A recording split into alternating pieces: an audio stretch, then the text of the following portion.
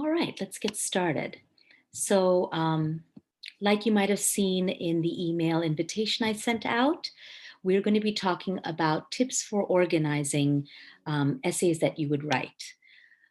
Uh, when you think about college, whether it's undergrad or graduate level writing, you'll find that good organization is just as important as good content. And that doesn't just mean headings or titles and that kind of thing. It's also about organizing your essay in such a way that your thoughts are highlighted, the logic of your argument is clear, and the reader can navigate easily through what you're trying to say. You'll find that most academic papers follow a very predictable structure. They begin with a clear and compelling introduction that draws the reader in and gives the reader a sense of what you're going to be talking about. At the end of that introduction, there's usually some sort of statement of purpose, what we would call a thesis statement that is definitive and concise. That thesis statement is then supported with cohesive and relevant supporting paragraphs, and we'll talk about what that means. And finally, a good academic essay should end with an effective and satisfying conclusion that not only recaps the argument, but provides the reader with application or questions for further study or some sort of takeaway that leaves the reader feeling satisfied. So during this presentation, I'm going to break down each of those parts. So like I said, you'll find that most academic arguments follow a predictable pattern, a brief introduction, ending with a statement summarizing your view. And that sentence is your thesis statement. Your thesis statement is an important part of your paper because it's a roadmap giving the reader the directions or what to expect from the rest of your paper. Now, you may think, well, I'm not stating a personal point of view. Do I still need a thesis statement? And I would argue that thinking about any sort of academic writing that you approach it thinking about needing a thesis statement is a good way to go. So even if your instructor doesn't explicitly say, I want a thesis statement, your instructor may be asking for a thesis statement if they ask you to state a position or develop a claim, if they use words like interpret, analyze, compare, contrast, show cause and effect, take a stand on an issue, you're going to need to craft a thesis statement. So for those of you who are in the social work or counseling fields, if you have a prompt that asks you to research something specific, for example, research the specific ways that placing children with grandparents has better outcomes than placing children in foster care, you're actually developing a claim. And so a prompt like that requires a thesis statement, something like this. Children who maintain contact with family members are more likely to be well-adjusted compared to those children raised in the traditional foster care system. So any prompt that asks you to analyze or compare or interpret will need some statement of purpose to answer it, and that would be your thesis statement. So let's talk about what makes up a strong thesis statement. The first thing that you need to do when you're thinking about a thesis statement is developing an answer to the question. So I always encourage students to figure out what question is the professor asking. And you can look for the bullet points, the active verbs, whatever is embedded in the assignment description that shows you what the professor wants you to do. Then you want to come up with a thesis statement that answers that question. So one thing you want to make sure is that your thesis statement answers the question posed by the prompt. The next thing you want to do is make sure that your thesis statement is clear and precise. I suggest students spend a good amount of time on that thesis statement, making sure that it's clear, that it's concise, that it answers the question, so that the rest of your paper hinges on something that's really strong, because the thesis statement is really the crux of your paper. Finally, you want to make sure that your thesis statement is narrow and focused. So if you write your thesis statement and then you imagine a reader reading it and having questions like, well, how is that true? Or why is it true? Then maybe your thesis statement is too broad, too open-ended. Okay, so we'll talk about what does that mean. So I'm going to talk you through an example. So here's an example from a literature class.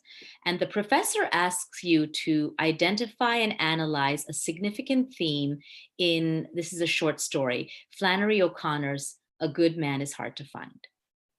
Okay, so your first attempt at a thesis statement is Flannery O'Connor's short story, A Good Man is Hard to Find, is the most powerful text of its time. You think, okay, I'm going to write a paper about this. Well, that's a weak thesis statement. Let's talk about why it's weak. First of all, the thesis statement does not answer the question posed in the prompt. If we look back at the prompt, the professor has asked you to analyze a significant theme. This thesis statement does not talk about a theme at all, any theme in the story. It's a very general statement about the book, about the story. So the first thing that's wrong with this thesis statement is it doesn't answer the question. The second thing that's wrong is it doesn't use precise or specific language. Most powerful text of its time is a very broad statement. It may be something you believe, but it's not precise, it's not specific enough. It opens up the reader to all kinds of things that will be really hard to follow through with in a paper.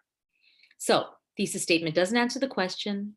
It doesn't use precise or specific language. And finally, and this is kind of related to the second bullet point, it's very broad in its claim. Why is it the most powerful text? What makes it the most powerful text?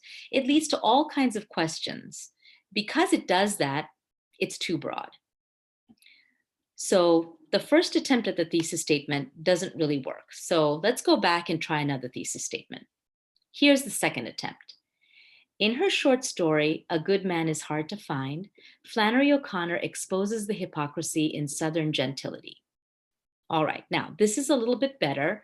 Why? I've identified a theme, hypocrisy. This short story is all about hypocrisy in Southern society. So that's good. I've also made a claim that maybe some other readers wouldn't agree with. Oh, I don't know if the story does that. So that's another good thing about this thesis statement. It's putting my opinion or my identification of something about this short story out there. So I've got kind of half of a thesis statement here. Now a reader may say, all right, well, how does she expose hypocrisy? How does she do that in the story? That leads to the second part of really strong thesis statements. A strong thesis statement is made up of a claim, some sort of position or opinion, followed by support for that position or opinion. So strong thesis statements have claim and support. So let's look at what that means. Once you've come up with the first part of your thesis statement, your claim, and I'll do a few other examples of this. Now you've got to find some reasons to back it up. Those reasons will become part of your overall thesis statement. Now, you may not know what those reasons are right away. So for example, if I was writing this paper, I know Flannery O'Connor talks about hypocrisy, but I'm not really sure why or how. So I'm going to need to do some research before I finish my thesis statement. So thesis statements can take some time because you may have an idea about a claim, but you may not know quite how to back it up until you've done some research. So in this case, let's imagine that I read the story again, I do some analysis of it, I do a little bit of research about this author, and I come up with my third attempt, which has a claim and some support. In her short story, A Good Man is Hard to Find, Flannery O'Connor exposes the hypocrisy in Southern gentility by creating a caricature, undermining the notion of good, and highlighting the futility of social norms in the face of evil.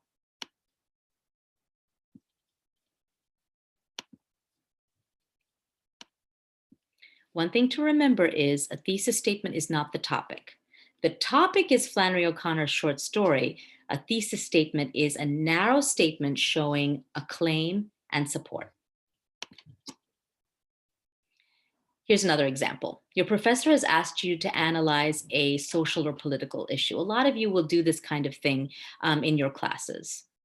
Maybe it's a policy related to counseling. Maybe for those of you who are taking writing classes, it's a current issue.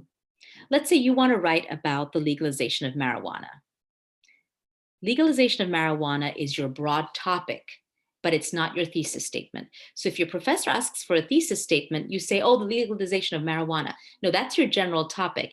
Now you've got to do some research and narrow down your views about the legalization of marijuana into a concise thesis statement containing your claim, your position, and some support based on research about your topic. So here are two examples. The first one is anti-legalization. Medical marijuana should not be legalized in the United States. There's my claim. Why? Because it fosters addiction, injures people's lungs, immune system, and brain, and impairs driving ability. Or medical marijuana this is for legalization, should be legalized in the United States because it is proven to ease patients' pain, it is shown to be a safe drug with few side effects, and it is promoted by healthcare practitioners. Both of these are good examples of thesis statements because they're narrow, they're specific, and they contain both claim and support. Something you'll notice about the thesis statements that I've given you is that I've used 3 points of support. And a lot of people call this the rule of 3. So whenever you're thinking about writing, if you're doing a discussion post or a shorter essay, I always encourage students to think in terms of 3. 3 is just a nice round number. We think well in terms of 3. If you think about phrases like life, liberty, and the pursuit of happiness, or blood, sweat, and tears, those kind of phrases stick with us. For some reason, our brain gets around 3 really well. Even in a discussion post or a reading reflection, if you cannot come up with 3 really good supporting points or 3 ideas that you want to explore, that makes for a really well-rounded response. So I encourage students, whenever you're looking at a prompt and you're coming up with a thesis statement to answer it, see if you can come up with 3 points to go with that thesis statement. So that's one helpful rule. That's not always going to work, but 3 is generally a good round number to think about. The second thing I want you to pay attention to is the fact that I maintain parallel structure grammatically throughout the thesis statement. So whenever you come up with a claim followed by support, make sure that the grammatical structure is the same throughout. So let's look at this example right here. Medical marijuana should not be legalized in the United States because it fosters addiction, present tense verb, injures people's lungs, immune system, and brain, present tense verb, and impairs driving ability. It just flows. Very often I'll have students read their thesis statements aloud. And you can do this too. If you hear that there's like an interruption in the rhythm or one part sounds different from the rest, you probably don't have grammatical structure. Grammatical structure, first of all, it just sounds better, but it can also help you really use concise language because you have to make sure that each phrase follows the same structure. So it can be challenging sometimes, but it's something that you want to do, especially because the thesis statement is so important to your paper. So that's it on thesis statements. Are there any questions about what I've covered so far?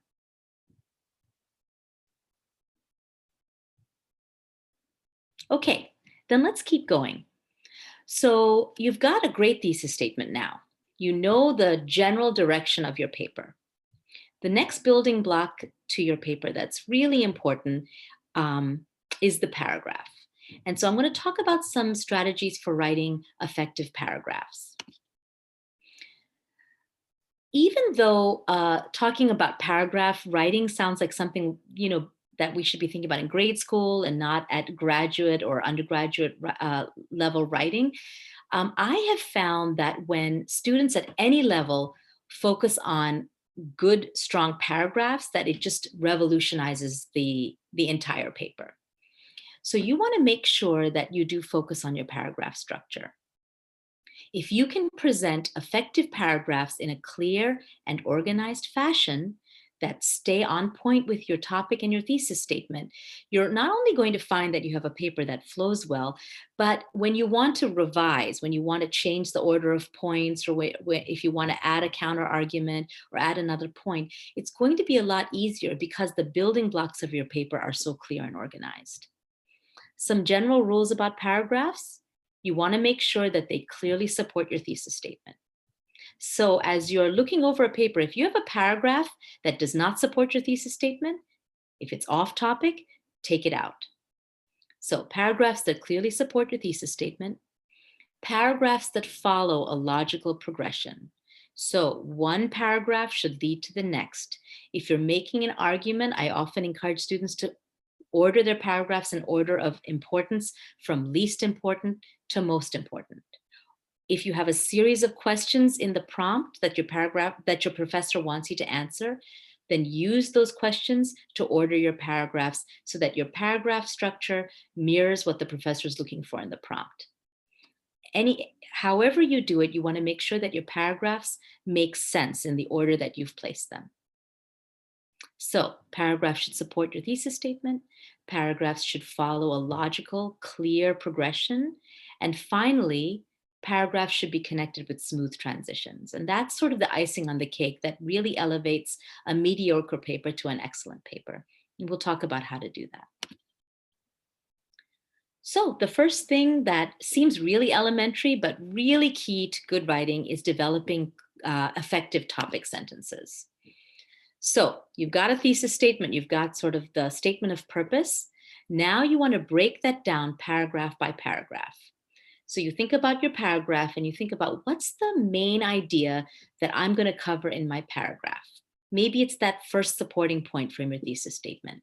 I want to make sure that the topic of this paragraph directly relates to my thesis statement. If it doesn't, then I've got to change this paragraph around.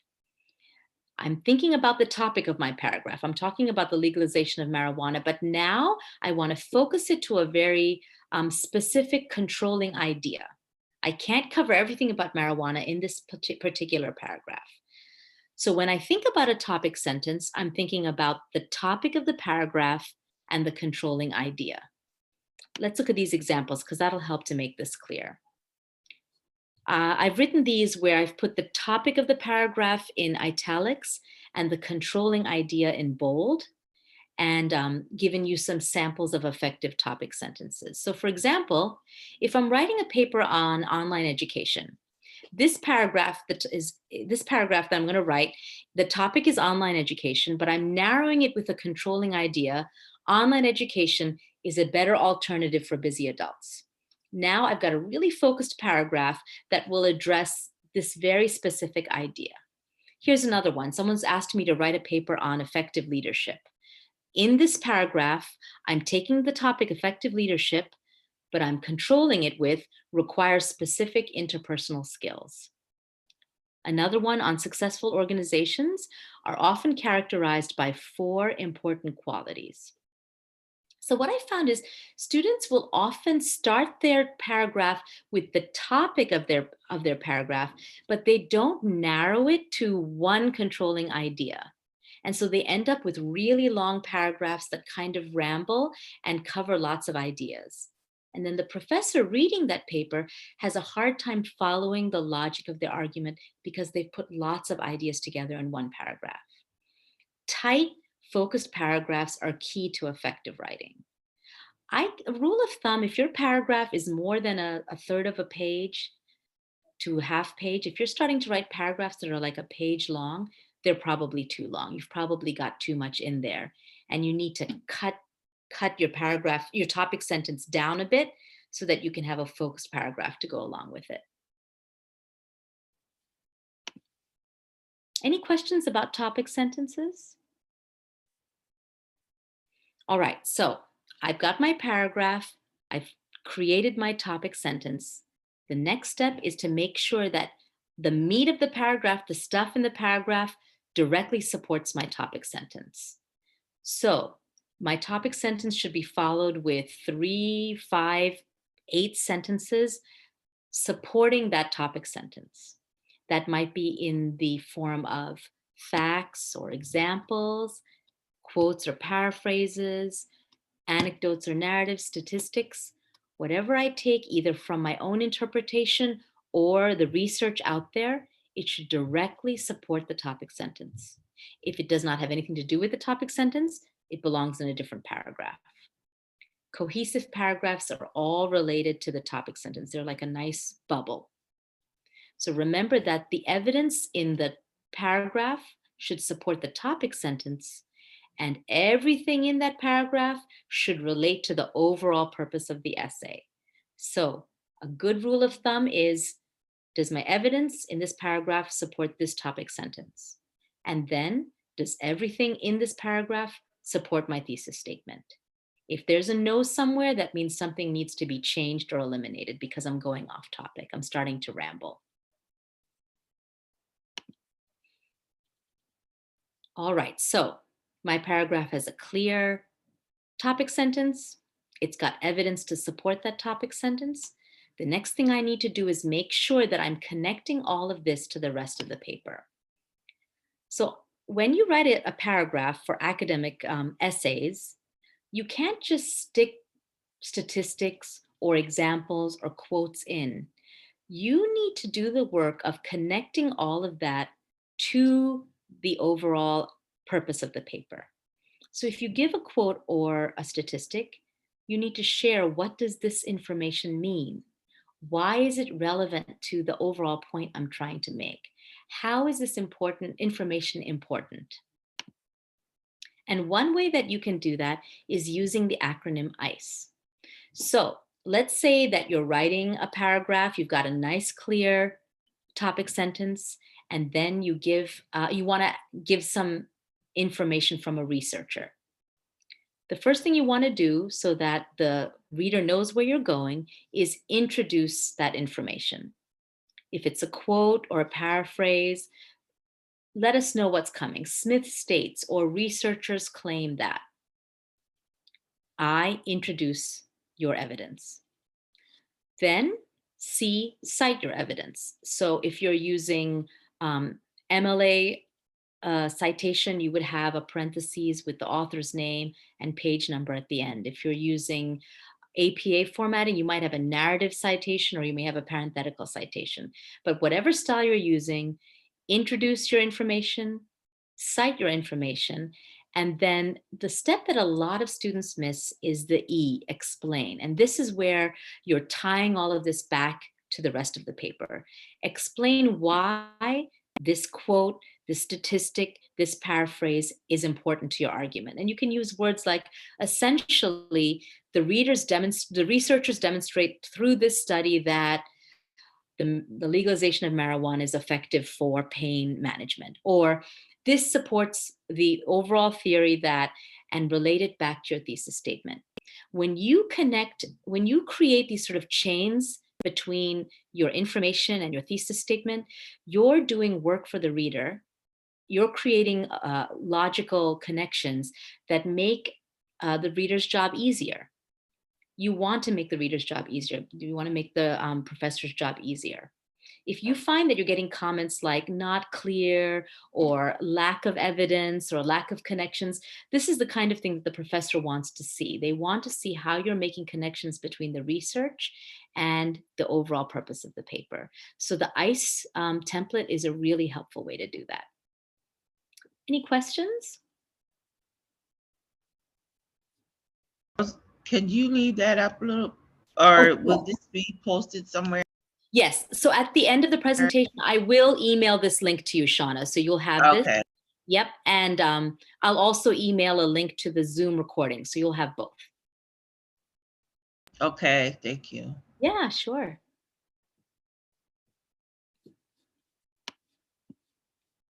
Any other questions?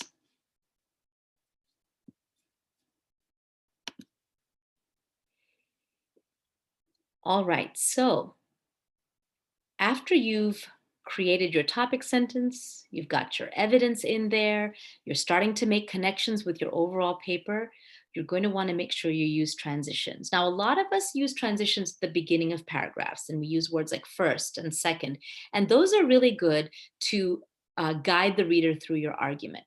However, you also want to make sure that you're using transitions within the paragraph. So if you have a couple pieces of evidence in the paragraph, use transitional words to lead your reader from one idea to the next. Or if you're doing, a contrast, you can use a transition like but or however. So make sure that as you're writing, if you haven't done so already, plug some transitions into your paragraphs as well. That will make them flow really well. And I'm not going to go here, but this link has a list of different transitions you can use. If you find that you're always using the same transition, like for example, it'll give you some ideas for alternative transitions that mean the same thing that you can use. So you can mix it up a little bit. So definitely check that link out. You've got your topic sentence, you've got your evidence, you've used transitions. Now, a lot of writers, what they'll do is they'll just move on to the next paragraph. But I've found that it's really nice to conclude your paragraph, to kind of sum it up. So how can you do that? You can basically reiterate your topic sentence at the end of your paragraph. It wraps it up, it creates this really nice bubble, makes the paragraph really cohesive, summarizes what you've said. But what else you can do is also give a preview of what's coming. So you can end with a sentence like, not only does the legalization of marijuana promote pain management, but many medical practitioners recommend its use. Now you're giving the reader a preview of the next paragraph, and it creates a really smooth flow from one paragraph to the next. So if you find that your paragraphs tend to be really choppy and kind of point, but there's no flow between them, it may be that you're not using a concluding sentence at the end of your paragraph to wrap it up and preview what's coming next. This link at the bottom here gives some examples of how to do that. And I found when students plug those those concluding sentences in, it really adds to the flow of your paper. Oops, sorry. Any questions?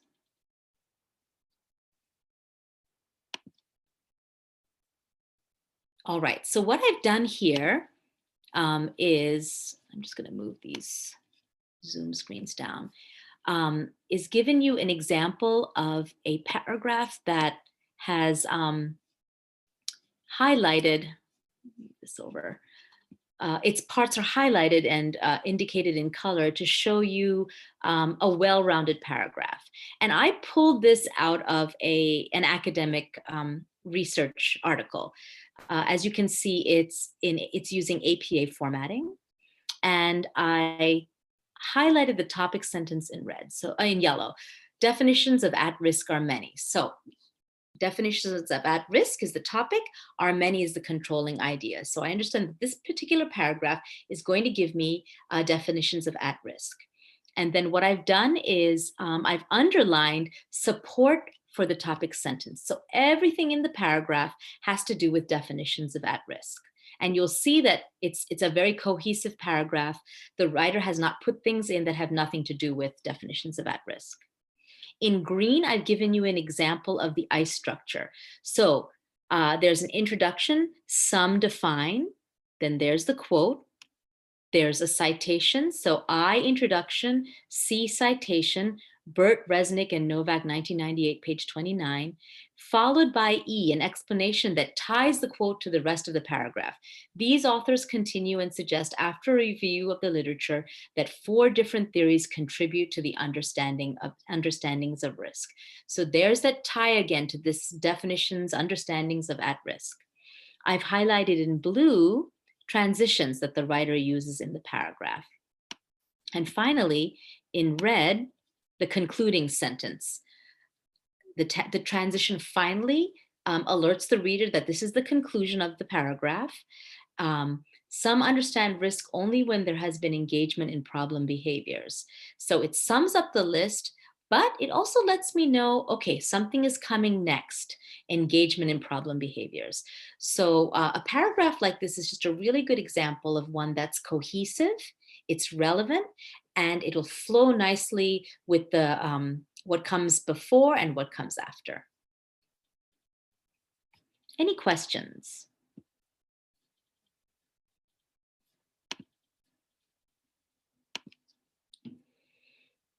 All right, so Again, like I've said before, it may feel sort of babyish to talk about paragraphs, but if you pay close attention to them, you will find that it will really improve your writing.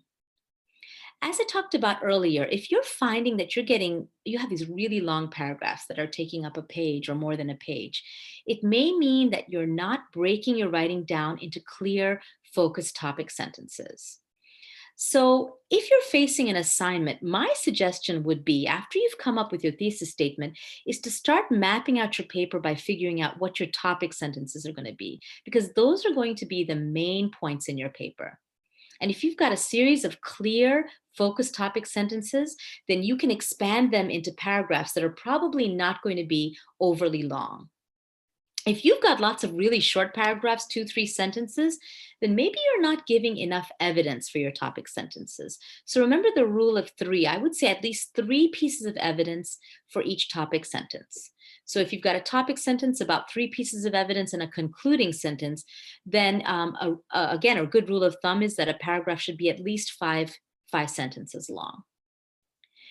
If you're reading your writing and you're finding that it's really choppy or disconnected, it may be that either you're not building those bridges between your paragraphs, or there aren't enough strong transitions within your paragraphs. So the good news is that if you've got the content and you've got some clear organization, going back at the end when you're sort of reading over your writing and adding transitions may be all that you need to make your paper really flow.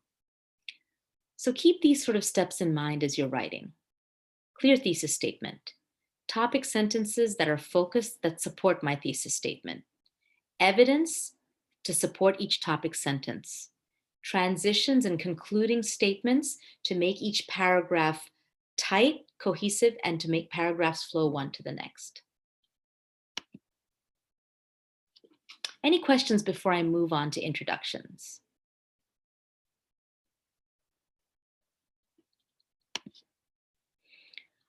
I always recommend saving introductions and conclusions to after you've written the body of your paper. So figure out your thesis statement, write the body of your paper, then come back and figure out introductions and conclusions.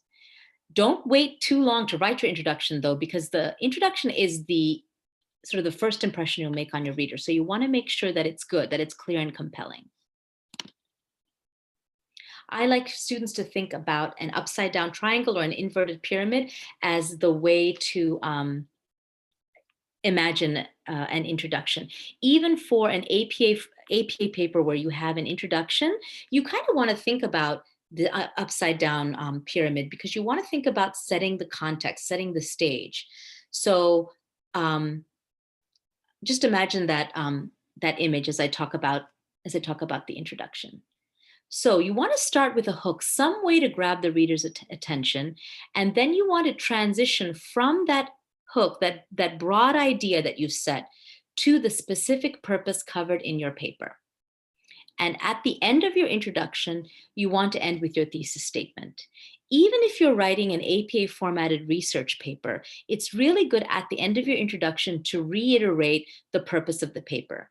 You may have done that in your abstract. There's nothing wrong with doing it again in your introduction, just to remind the reader and keep the reader on track. So how can you draw the reader in? How can you hook your reader? You may want to start with a question. Start getting your audience to think about your topic. For less formal papers, you may want to start with a story, because an anecdote can be a really nice way to draw the reader in. You may want to start with a clear definition, setting your terms. That's the foundation of your argument. So you want to make sure that the reader understands the terms you're going to be using. You just want to be careful that you don't use Webster defines X as, because that can be a little bit dull and overused. So when you do definitions, make sure you do it in a maybe in a new way. You may want to start with a quote or a misconception. People often think this, however.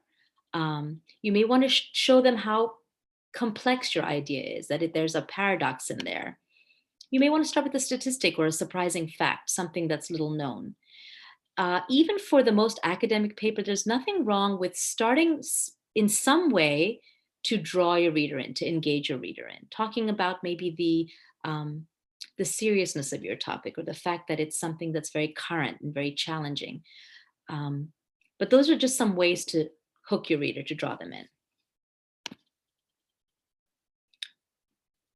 Actually, before I go on to conclusions. So if we think about your introduction, we start with that hook, and then we transition, we start moving from the general idea to your specific thesis statement. And those transition sentences, they can be really challenging. You want to make sure that you take this general idea and move in 2 or 3 sentences to what your argument is. Any questions about introductions? Okay.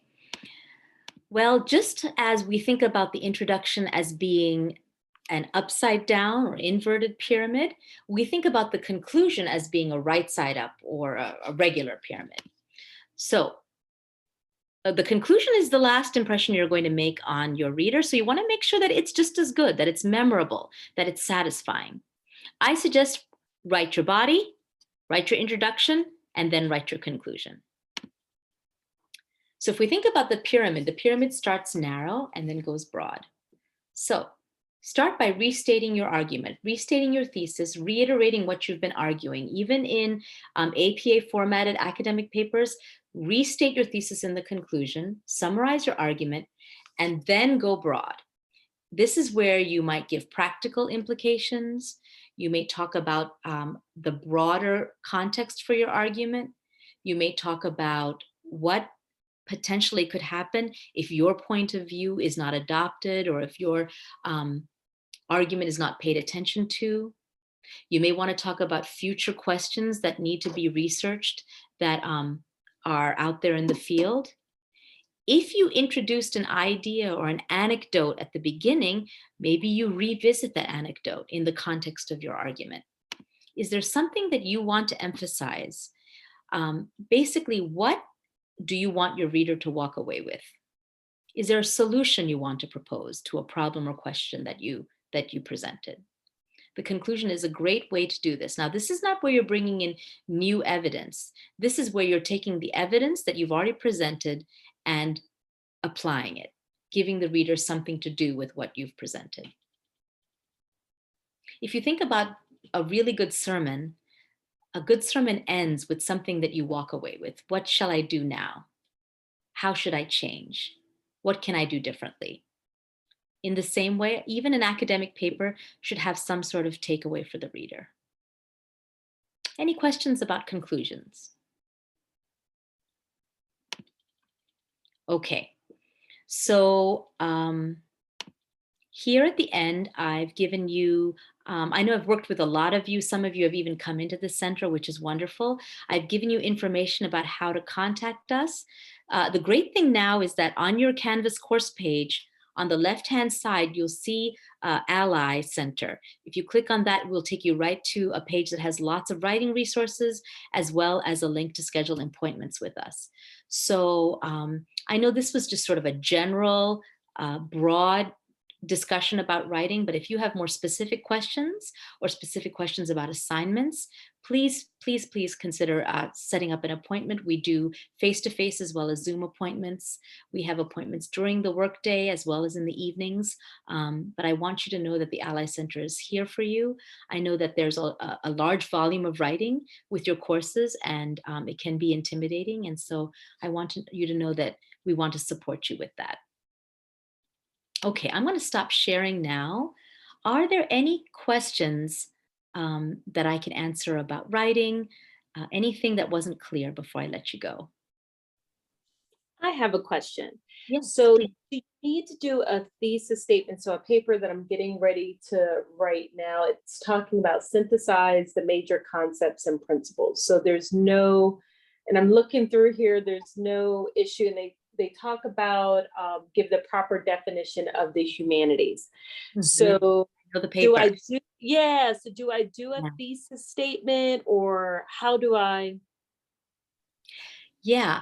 So that's a great example, because that feels a little bit different from the usual argument kind of paper. Okay. Yes, even for a paper like that, a thesis statement can keep you really focused. So what I would recommend is that you, I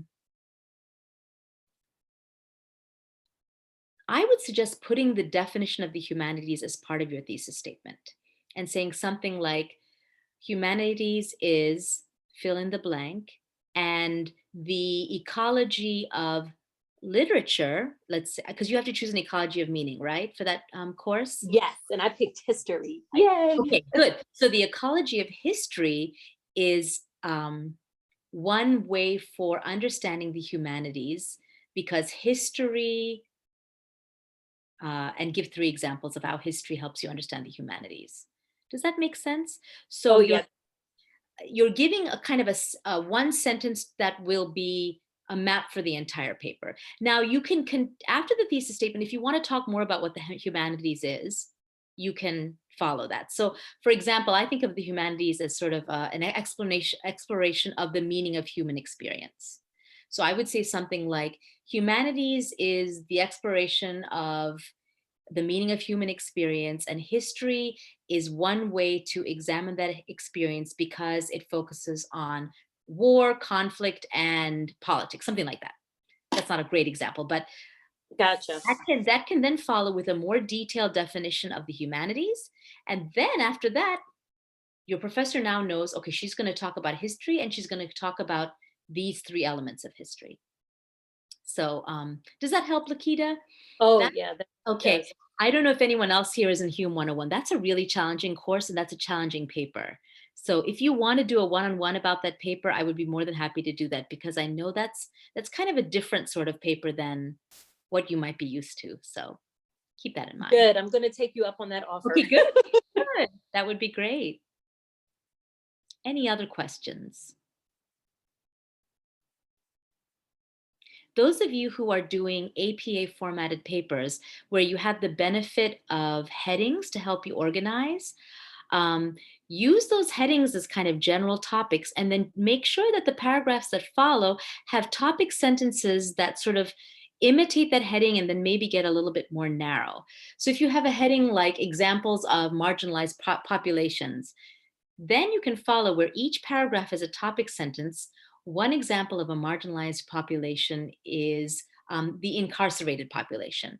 Now you've taken that heading, you've narrowed it a bit, and you've set yourself up for a really nice organized paragraph. Another example of a marginalized population is the homeless population. And again, you've got another way to focus that overall heading into a more specific point. So I've found that APA formatting really allows you to organize your paper well, and then you can use those headings to create really nice, concise topic sentences. Any other questions?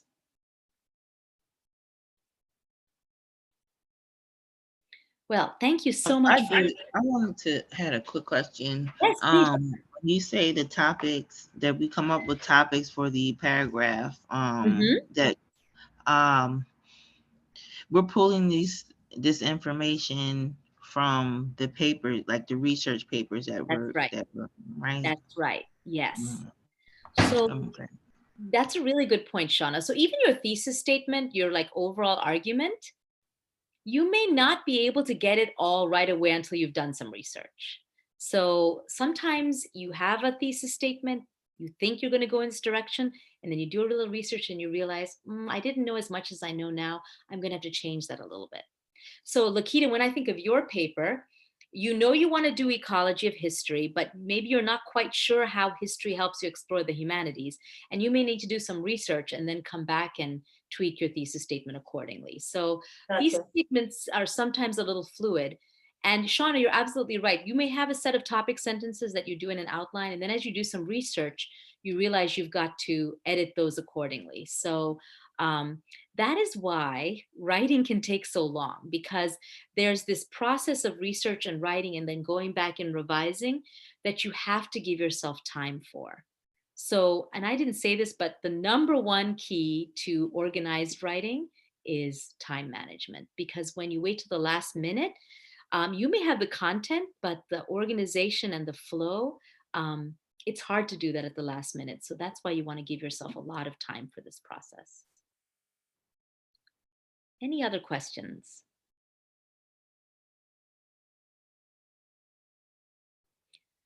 Well, thank you so much for your time on a Wednesday evening.